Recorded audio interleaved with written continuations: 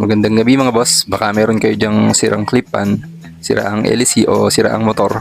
Huwag nyo itatapon kasi pwede nyo siyang i-convert sa 12 volts kagaya ng nakikita nyo sa video.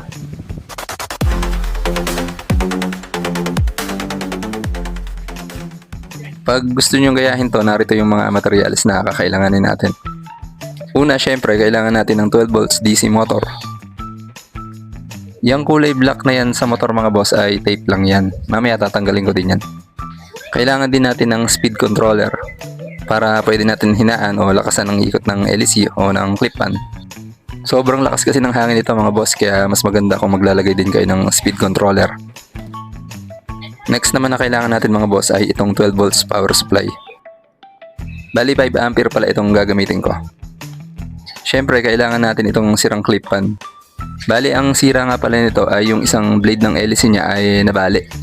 Kaya pag gagamitin ko, hindi na pantay yung ikot niya. Ang gagawin natin dito ay tatanggalin na natin yung pinakamotor niya na to. Tapos papalitan natin ng 12 volts motor. Next naman na kailangan natin mga boss ay itong LEC, saka itong pan cap o yung pang-lock sa LEC. Kung may sira kayong electric pan sa bahay, pwedeng yung LEC na lang din ang gamitin nyo para hindi na kayo bibili. Kailangan din natin itong DC female socket mga boss. Bali, dito dadaan yung supply niya na 12 volts na manggagaling naman sa 12 volts 5 ampere power supply natin. Kailangan din natin ng ganitong bracket. Bali, motorcycle accessories pala to. Gagamitin natin to para maikabit natin yung DC motor sa sirang clip pan. O paano, umpisa na natin mga boss. Ang una natin gagawin ay tatanggalin natin itong tornilyo dito sa kanyang head o dito sa motor niya. Putulin na natin itong wire dito, pero wag natin itatapon kasi ito na din yung gagamitin natin mamaya pag magwa-wirings na tayo sa motor at sa speed controller. Ngayon mga boss, ikabit muna natin yung DC female socket. Bali, naglagay na nga pala ako dito ng dalawang butas para sa DC female socket at yung isa naman ay para sa speed controller.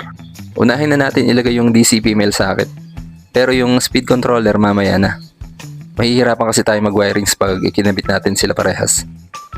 Ayan, pag okay na, pwede na tayo mag-wirings. Lagyan lang muna natin ng lead itong speed controller.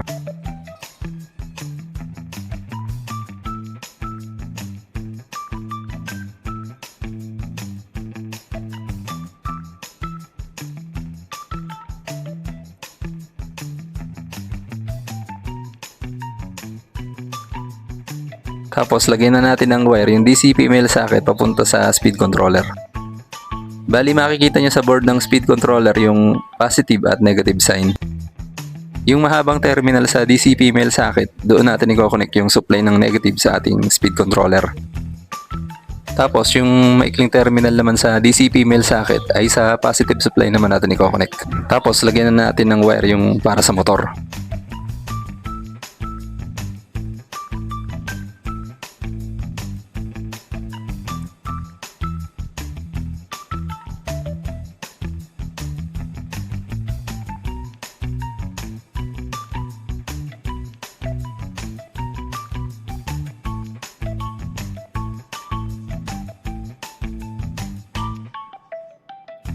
Pag okay na, pwede na rin natin ikabit yung speed controller sa butas na ginawa natin.